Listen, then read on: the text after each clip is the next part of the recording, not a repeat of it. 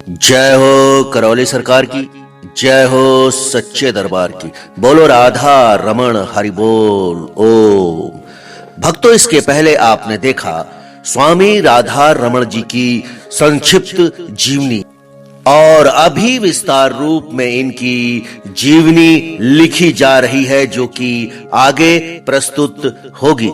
तो आइए आज हम चलते हैं एक ऐसी घटना पर, या कहें तो स्वामी राधा रमण जी की एक ऐसी घटना जिन घटनाओं ने, जिन कार्यों ने उन्हें एक असाधारण व्यक्तित्व प्रदान किया और वह आगे आने वाले समय में न जाने कितने लोगों के कष्टों को हरते चले गए। तो आइए आज हम चलते हैं एक ऐसी ही घटना पर। वह घटना क्या थी? वह घटना थी स्वामी राधा रमण जी जिन्हें गुरु बनाने गए थे वही शिष्य बन गए। अब ऐसा क्या था कि जिन्हें गुरु बनाने गए थे वही शिष्य बन गए? तो आइए आज हम समझते हैं उसी घटना को, उसी कहानी को। श्री राधा रमण जी मिश्र जी बाल्यकाल से ही सत्य की तलाश में रहते थे, विशेषकर तंत्र विद्या की। ऐसा ही एक तलाश में वे राजस्थान के कोटा शहर पहुंचे।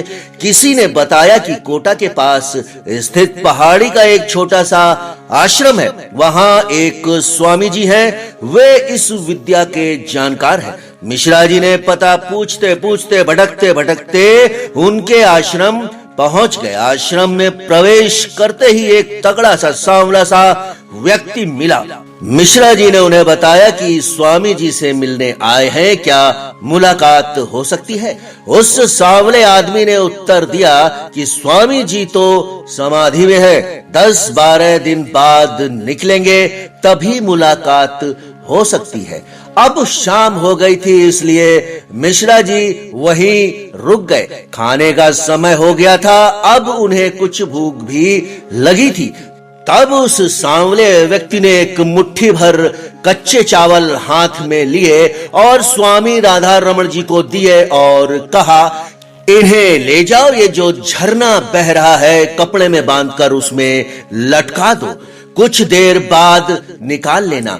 अब स्वामी जी ने सोचा कि यह क्या कह रहा है कि कच्चे चावल को झरने के नीचे रख दो, इसके बाद इन्हें निकाल लेना, यह तो चावल बेकार हो जाएंगे। लेकिन अब स्वामी राधा रमण जी के पास में सोचने का समय नहीं था, रात बहुत हो चुकी थी। मिश्रा जी ने बिल्कुल ठीक वैसा ही किया जैसा कि उस सांवले व्यक्ति ने कहा था। गजब सा हो गया, मुट्ठी भर चावल पककर पूरी खुराक के जितने तैयार हो गए। केवल वे ही चावल खाए, बाद में बताते हैं कि वह उनके जीवन का सबसे स्वादिष्ट भोजन था। रात हो चुकी थी। मिश्रा जी सोचते रहे कि उद्देश्य पूरा नहीं हुआ। चिंता भी हुई, इसी चिंता में सो गए। अगले दिन सवेरे सवेरे तब तक वे सोए ही थे कि स्वामी जी स्वयं वहां पहुंच गए, जिन्हें समाधि में बताया गया था। स्वामी जी ने उन्हें जगाया भी। उन्हें सामने देखकर मिश्रा जी को झटका लगा। स्वामी जी ने सीधा सा प्रश्न किया, क्यों आए हो?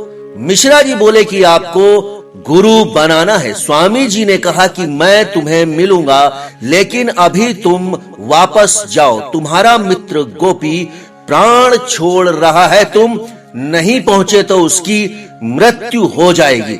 मिश्रा जी यह सब सुनकर सन्न रह गए। वह सब सोचने लगे कि यह सब इनको जानकारी कैसे। दरअसल कानपुर के जनरलगंज के रहने वाले एक सज्जन गोपी मिश्रा जी के मित्र थे। गोपी उन्हें बहुत प्रिय थे, वह इन्हें अपना गुरु मानते थे।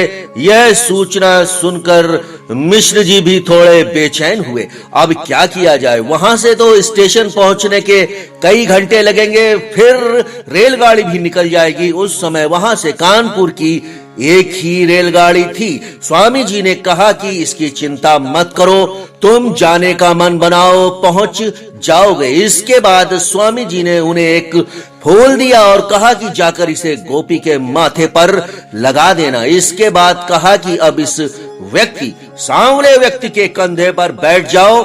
वह एक ठिगने कद का व्यक्ति था और स्वामी राधा रमण जी लंबे तगड़े। स्वामी राधा रमण जी आशंकित हुए, बोले, ये कैसे ले जा सकता है, अभी गिरा देगा। वह व्यक्ति वज्रासन में बैठा है और स्वामी जी माता जी का नाम लेकर बच्चे की तरह दोनों तरफ से पैर रखकर उनके कंधे पर बैठ गए। स्वामी जी बोले, अब आंखें बंद करो। आंखें बंद करते ही चमत्कार सा हो गया। मिश्रा जी के कानों में रेलगाड़ी की सीटी सुनाई दी। जब आंख खोली तो प्लेटफार्म की एक सीट पर स्वयं को बैठे पाया। सामने ही कानपुर की जाने वाली रेलगाड़ी खड़ी थी और चलने को तैयार थी। तभी टीटी दौड़ते हुए आया और बोला, महाराज जी आप जल्दी से गाड़ी में बैठिए, गाड़ी छूटने वाली है, यह अपना टिकट लीजिए। स्वामी जी अपना टिकट देकर गए हैं। मिश्र जी बैठ गए, गाड़ी चल पड़ी। मिश्र जी घटना को लेकर अभिभूत थे, प्रसन्न भी थे कि इतने सिद्ध पुरुष से मुलाकात हुई, पर हल्की सी निराशा भी थी कि जिस उद्देश्य से गए थे वह तो पूरा हुआ ही नहीं। पूरे समय वह यही सब सोचते रहे, जिस उद्देश्य से गए थे वह तो पूरा हुआ ही नहीं। जिन्हें गुरु बनाना था उन्होंने तो अपना शिष्य बनाया ही नहीं। और पूरे सफर भर वह यही सोचते रहे। तो भक्तों, यह क्या था? यह चमत्कार था। यह ईश्वर की दी हुई एक ऊर्जा थी और यह एक ईश्वर के द्वारा किया गया कार्य था, जो कि स्वामी राधा रमण जी के साथ में हुआ। तो यह क्या था? यह था ईश्वर के द्वारा किया गया एक कार्य, ईश्वर की एक ऊर्जा। तो भक्तों, यह आप सुन रहे हैं स्वामी राधा रमण जी की एक चमत्कारिक घटना कि वह जिन्हें गुरु बनाने गए थे वह खुद ही शिष्य बन गए। इसका अगला भाग बहुत जल्द आपके सामने पेश करूंगा। हाँ, यह जो मैंने आपको घटना सुनाई, इस घटना में कई लोग यह प्रश्न उठा सकते हैं और उठाया भी है कि जो स्वामी जी उन्हें आंखें बंद करते ही प्लेटफार्म पर भेज सकते थे, वे इन्हें सीधे कानपुर भी तो भेज सकते थे। ऐसा क्यों नहीं किया? तो उनके लिए इसका इतना सा ही उत्तर है। यह अगर वो समझदार हैं तो यह जवाब समझ जाएंगे कि कोई भी संत किसी मानवीय या प्राकृतिक व्यवस्था में तब तक हस्तक्षेप या अतिक्रमण नहीं करते जब तक कि बहुत जरूरत ना हो। वे भी उसमें सामान्य जन की तरह ही रहते हैं। विशिष्टता उन्हें नहीं चाहिए होती। विशिष्टता उन्हें नहीं चाहिए होती है। वहां रेलगाड़ी में समय से पहुंचने की आवश्यकता थी, इसलिए उतनी ही शक्ति का प्रयोग किया गया जितनी की आवश्यकता थी। तो यह जो घटना आप सुन रहे हैं, एक चमत्कारिक घटना, इसका अगला भाग अगले वीडियो में पेश करूंगा। तब तक के लिए जय हो करौली सरकार की, जय हो सच्चे दरबार की। बोलो राधा रमण हरि बोल। ओम।